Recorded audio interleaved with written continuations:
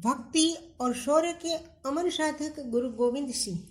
गुरु के प्रेरक वचन सुनकर हजारों की संख्या में लोग उनके सैनिक तथा सहायक बन गए। गुरु गोविंद सिंह सूर्य ग्रहण के मेले तक कुरुक्षेत्र में रुके और वहां प्रांत प्रांत से आए हुए लोगों को यही उपदेश तथा प्रेरणा देते रहे। कुरुक्षेत्र में मेले में आए न जाने कितने नौजवान उनकी धर्म सेना के स्वयं सैनिक और प्रचारक बन गए। इतने लोगों को वेतन तथा भोजन देने के लिए धर्मानुयायियों ने बहुत साधन भी गुरु जी को भेंट किए। अनेक लोगों ने अपने उस धन से जो वे वहां दान पुण्य करने के लिए लाए थे, अस्त्र शस्त्रों का प्रबंध कर दिया। लोगों ने उस संकट काल में उस दान को किसी भी पुण्य से कम नहीं माना और न अपनी तीर्थ यात्रा की सार्थकता पर संदेह किया। इस प्रकार एक विशाल संगठन और देशव्यापी प्रचार करके और लोगों को उनका कर्तव्य तथा मार्ग बतलाकर गुरु गोविंद सिंह चमकौर होते हुए आनंद घटा गए। गुरु गोविंद सिंह का यह संगठन तथा प्रचार जब मुगल बादशाह औरंगजेब के कानों में गया तो उसका अस्तित्व कांप उठा। उसे अपना साम्राज्य तथा सिंहासन जाता हुआ दिखलाई देने लगा। उसकी रातों की नींद और दिन का चैन हराम हो गया। सुख चैन अन्यायी तथा अत्याचारी के कर्म में होता ही कहाँ है। उसकी अनीति उसके हृदय में सर्प की तरह बैठी हुई फुसका कर किया करती है, जिसका भय उसे बाहर अपने चारों तरफ दिखलाई देता रहता है। उसे सोते जागते स्वप्न और परिस्थितियों में अपना विनाशी झांकता दृष्टिगोचर होता है। गुरु गोविंद सिंह का उद्देश्य उसका राज्य छीनकर अपना राज्य स्थापित करने का नहीं था। उनका ध्येय था उसका अत्याचार रोककर अपने हिंदू धर्म की रक्षा करना। वे एक संत थे और संत के कर्तव्यों को भली प्रकार जानते थे। जिस धर्म के आधार पर संतत्व प्राप्त होता है और जिस संतत्व के आधार पर सामाजिक सम्मान, उस संतत्व का मुकुट धारण करने वाला कोई संत यदि धर्म पर संकट देकर चुप बैठा रहता है तो उसे संत नहीं बल्कि आडंबरी या पाखंडी कहना होगा। इस अपवाद तथा अपपाप से गुरु गोविंद सिंह सावधान थे और इसीलिए उन्होंने माला रखकर कृपाण उठाई थी और वैसा करने के लिए ही अपने शिष्यों तथा अनुयायियों को भी प्रेरित किया था। अपने उद्देश्य की पूर्ति के बाद उन्हें कृपाण रखकर फिर उपासना में ही तल्लीन हो जाना था। उन्हें न औरंगजेब से शत्रुता थी और न उसके राज्य से। उन्हें क्षोभ था तो उसके अनीतिपूर्ण अत्याचार से। एक सच्चा वितराग संत किसी से शत्रुता क्यों रखेगा, तथापि वह संसार में किसी पर भी होते हुए अत्याचार को देख भी नहीं सकता। फिर इस समय तो अपने ही धर्म और अपनी ही जाति पर अत्याचार हो रहा था। अत्याचारों को करने से औरंगजेब का विवेक भ्रष्ट हो चुका था। जहां उसे डरना चाहिए था अपनी अनीति, अपने पाप और अपने क्रूर कर्मों से, वहां वह भयभीत हो रहा था। उस संत से जो संसार में किसी से शत्रुता नहीं मानता और न किसी को कष्ट या हानि पहुंचाना चाहता है। अपना उत्पात और अत्याचार बंद कर देने से औरंगजेब सर्वथा निशंक हो सकता था, पर एक बार किया गया पाप 100 बार सिर पर सवार होकर अपना अनुगमन कराया करता है। किंतु औरंगजेब के सिर तो सैकड़ों पाप सवार थे। उसको भला यह सद्बुद्धि किस प्रकार प्राप्त हो सकती थी। अत्याचारी अनीति द्वारा ही किसी ने निस्तार पाने का प्रयत्न किया करता है। अस्तु, औरंगजेब पंजाब के धर्मद्रोही और देशघाती पहाड़ी राजाओं, सर हिंद के नवाब और सीमांत के शासकों का दल बनाकर 1 लाख सेना के साथ गुरु गोविंद सिंह का अस्तित्व मिटाने के लिए आनंदगढ़ पर चढ़ाया। थोड़े से साथियों के साथ आनंदगढ़ के किले में ठहरे हुए गुरु पर 1 लाख सैनिकों और सैकड़ों राजाओं तथा सामंतों के साथ चढ़ाना औरंगजेब के भय तथा कायरता का बहुत बड़ा प्रमाण था।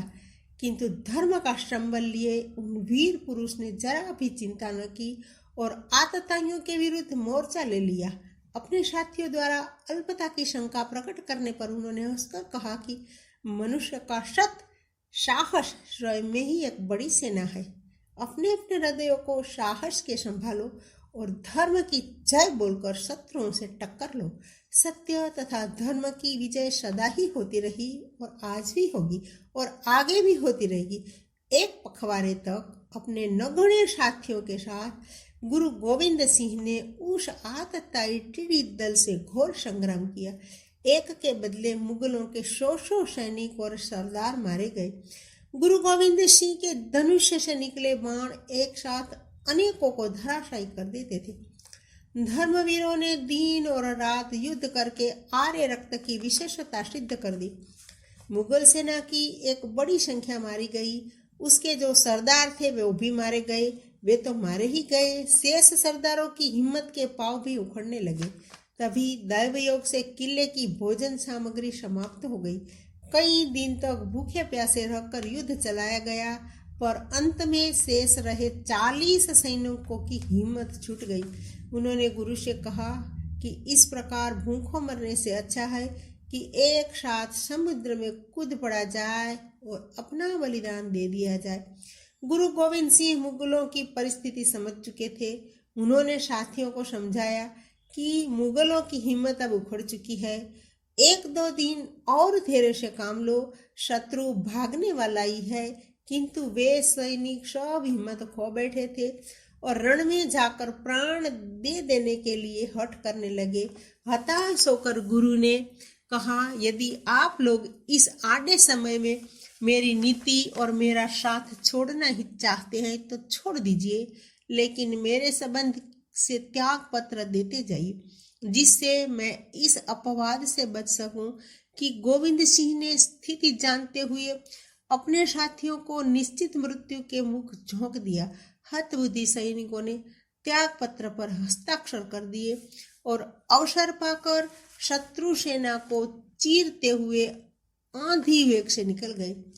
अब आनंदगढ़ में रहना व्यर्थ समझकर एक रात गुरु गोविंद सिंह भी सहसा दुर्ग के बाहर अपने परिवार के साथ निकल पड़े। मुगलों ने बहुत प्रयत्न किया, पर उस धर्मात्मा की विकट मार से विमुख होकर उनको अथवा उनको के परिवार के किसी सदस्य को पकड़ सकने में सफल न हो सके। उस आपत्ति से वे सब निकल तो गए, लेकिन बिछुड़ गए। गुरु गोविंद सिंह अपने 2 बड़े बेटों के साथ एक और जा पड़े।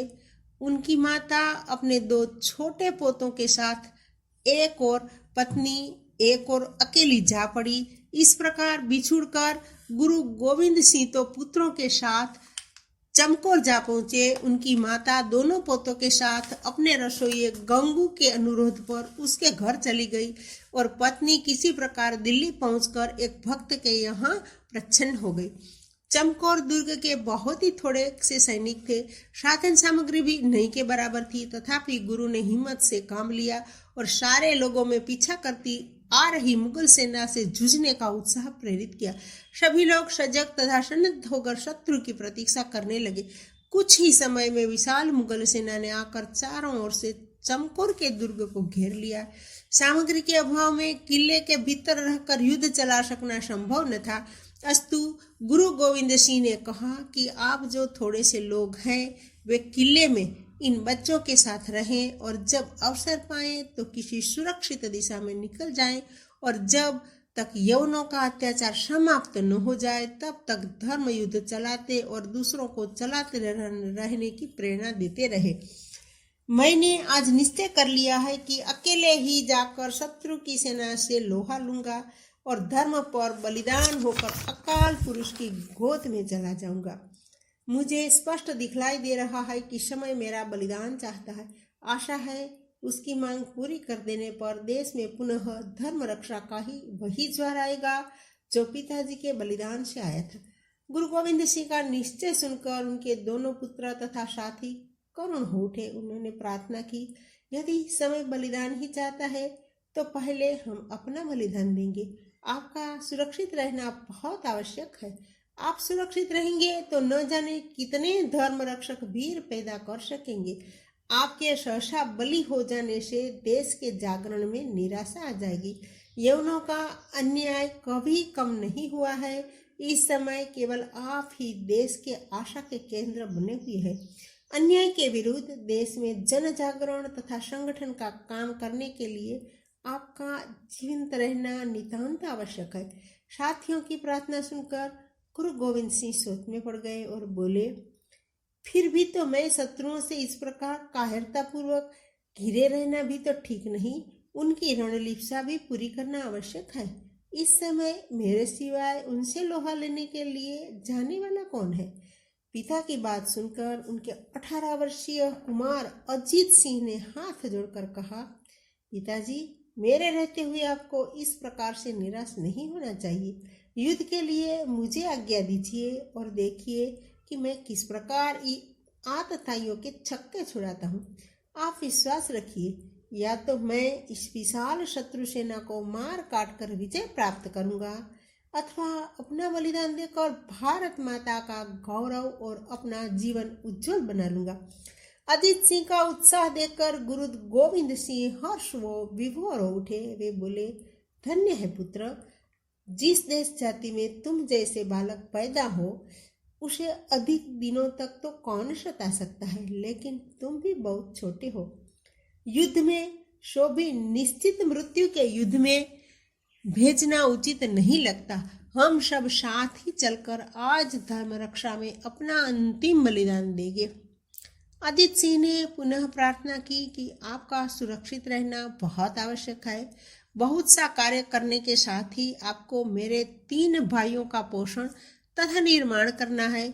अपने जीते जी मैं आपको असमय बलि पथ पर नहीं जाने दूंगा।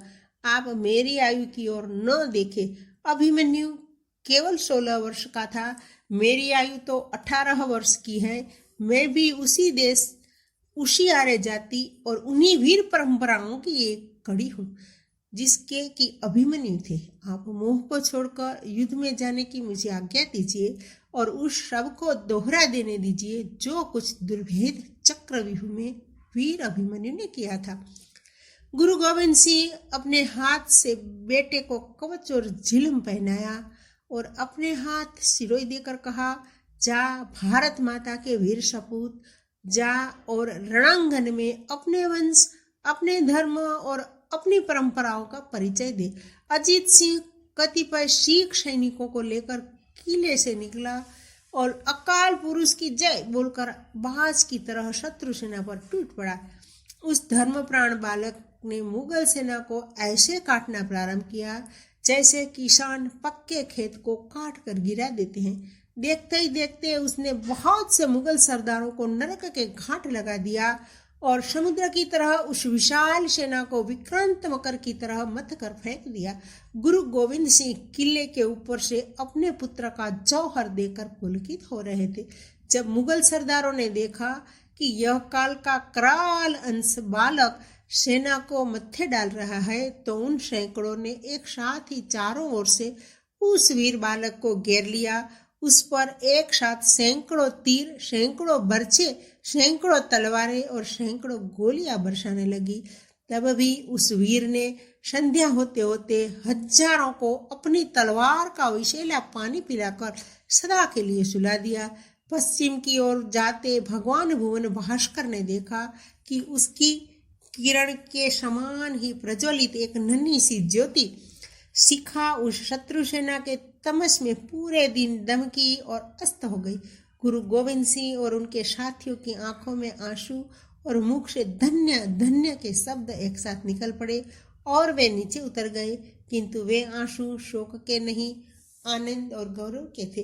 दूसरे दिन प्रातःकाल गुरु गोविंद सिंह सोच रहे थे कि अब क्या किया जाए कि तब तक उनके 15 वर्षीय पुत्र जोरावर सिंह ने आकर प्रार्थना की, पिताजी, मुझे भी भाई की तरह युद्ध में जाने की आज्ञा दीजिए। मैं भी उनका अनुसरण करूंगा। आज का दिन मेरे बलिदान का दिन है। गुरु गोविंद सिंह उसकी भोली सूरत देखकर चिंता में पड़ गए। तभी बालक ने फिर कहा, मालूम होता है आप मुझे इस पुण्य बलिदान से वंचित कर देने की सोच रहे हैं। यदि आपने ऐसे किया तो मैं यही समझूंगा कि पिता ने न्याय नहीं किया और मेरी वीरता पर अविश्वास रखा। भाई को धर्म पर बलिदान हो जाने का अवसर देकर यदि आप मुझे वंचित करेंगे तो मेरी दृष्टि में आप पक्षपाती ठहरेंगे। मेरी प्रार्थना है कि आज आप मुझे युद्ध में जाने की आज्ञा दें। पिता ने कहा, पर बेटे, तुम अभी 15 साल के ही हो।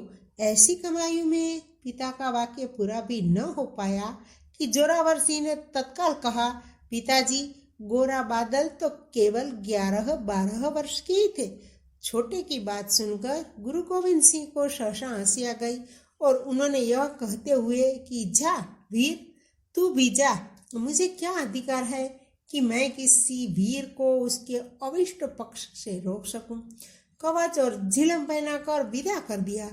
नादान बच्चे को युद्ध में आया देखकर अपनी अपनी प्रवृत्ति के अनुसार बहुतों को बहुत हंसी आ गई तो बहुतों की तलवारें शर्म से नीचे हो गई और बहुत क्रूर आतताई उस पर आक्रमण करने को दौड़ पड़े।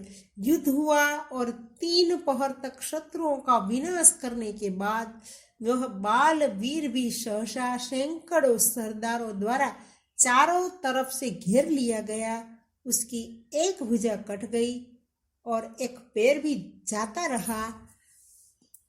फिर भी वह घोड़े पर सवार उन अत्याचारी शत्रुओं से लोहा लेता रहा।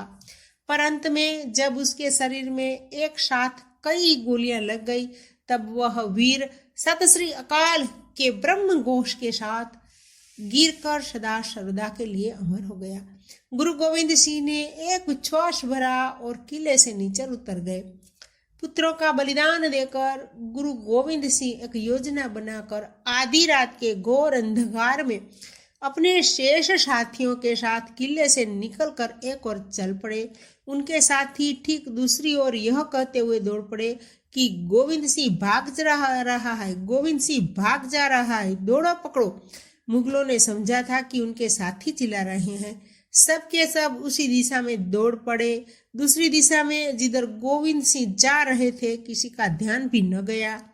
गुरु गोविंद सिंह इस योजना के अनुसार सुरक्षित निकल गए, पर पता चलने पर वे सिख सैनिक मुगलों के द्वारा टुकड़े टुकड़े कर दिए गए। चमकौर से चलकर जिस समय पर गुरु गोविंद सिंह अकेले पैदल ही जंगलों, पहाड़ों, नदी नालों तथा आपत्तियों को पार करते हुए मालवा की ओर जा रहे थे, उस समय आनंदगढ़ से गुरु के शिष्यत्व के त्याग पत्र देकर गए वे 40 सैनिक अपने अपने घर पहुंचे। लोगों ने उनका और गुरु गोविंद सिंह का समाचार पूछा। जब पता चला कि यह कायर आपत्ति में गुरु का साथ छोड़कर चले आए हैं तो उनके घर की स्त्रियों तक के उन्हें धिक्कारा और कहा कि इस प्रकार धर्म से मुंह तोड़कर और गुरु का साथ छोड़कर तुम्हें शर्म नहीं आई?